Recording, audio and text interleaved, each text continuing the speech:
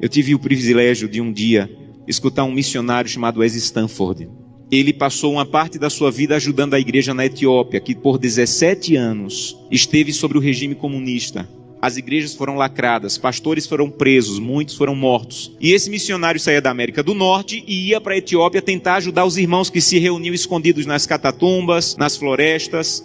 E um dia ele foi na cidade de Sodo, uma cidade no sul da Etiópia, e conheceu um pastor chamado Tadessa Asai. Um homem de Deus que tinha uma especialidade. A especialidade do pastor Tadessa era pregar nos funerais. Onde tinha um funeral, o pastor ia. Então, quando a polícia sabia onde tinha funeral, ia lá porque o pastor estava pregando, pegava o pastor, prendia o pastor, espancava o pastor, soltava o pastor e ele voltava a pregar. E um dia a polícia ficou com tanta raiva que disse assim: nós não vamos mais soltar o pastor Tadessa, ele vai ficar preso agora. E ele pensou: já que eu vou ficar preso, vou pregar na prisão. E levou 22 a Jesus Cristo dentro da prisão. E a polícia disse: não vamos mais soltar o pastor Tadessa, nem vamos mais deixar ele preso, nós vamos matar o pastor Tadessa eletrocutado, para servir de testemunho para que ninguém mais queira seguir Jesus. E anunciaram na cidade: amanhã, às 9 horas da manhã, o pastor Tadessa vai morrer eletrocutado. Mas eles não tinham cadeira elétrica. E eles chamaram as pessoas para o centro da cidade, para a praça da cidade, pegaram os fios desencapados, amarraram o pastor Tadessa, uma multidão veio assistir, deram 1 minuto para o pastor Tadessa orar, começaram um discurso contra o cristianismo, puxaram a chave para a corrente elétrica passar e matar o pastor. Houve uma explosão, fumaça e faísca para todo lado, a corrente elétrica não chegou e o pastor não morreu. Desamarraram o pastor e disseram: vão para casa, um eletricista vai consertar a gambiarra e amanhã nessa mesma hora o pastor Tadessa morre. E o pastor Tadessa pensou: já que eu vou morrer amanhã, vou passar a noite em oração. E voltou para a cadeia e passou a noite em oração. No outro dia, a mesma coisa. A multidão veio, amarraram o pastor Tadessa, alguém havia passado o dia tentando consertar, puxaram a chave, explosão de novo, fumaça e faísca, a corrente elétrica não chegou. E a multidão começou a apertar tanto, fazer tanto barulho, que a polícia ficou temerosa, desamarrou o pastor e disse assim: vai embora daqui. E esse missionário estava lá e disse que acompanhou o pastor Tadessa e disse assim: pastor Tadessa, o que é que o senhor vai fazer? Um homem que passou 2 vezes pela morte, o que é que o senhor vai fazer? E ele disse assim: tem um funeral e eu soube que tem um funeral, eu vou lá pregar.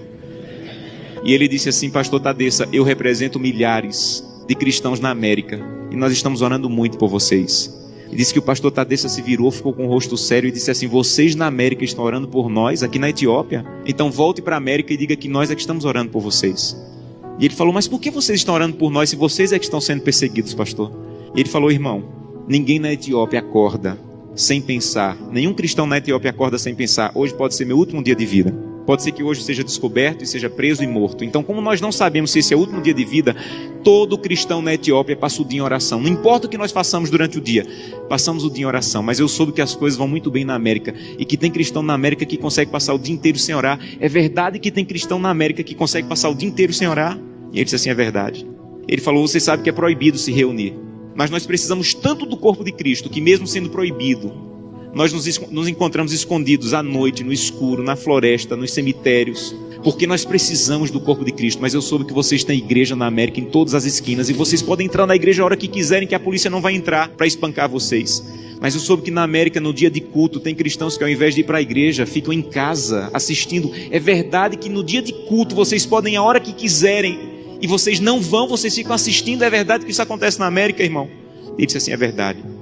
E ele disse assim: missionário, a minha congregação tinha apenas uma Bíblia, e eu fiquei com medo de ser preso e minha Bíblia ser queimada.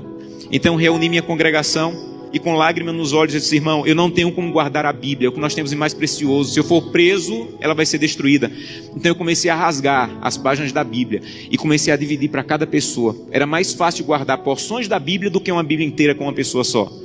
E quando eu estou à noite pregando, no escuro, no meio do meu sermão, eu digo: eu preciso de Isaías 53. E alguém lá do escuro começa a recitar do fundo do coração aquela página que ele levou rasgada para casa e decorou. Mas eu soube que na América vocês podem ter 8, 10 Bíblias em casa. E eu soube que tem cristãos na América que, apesar de terem 8, 10 Bíblias em casa, passam uma semana sem ler a Bíblia. É verdade?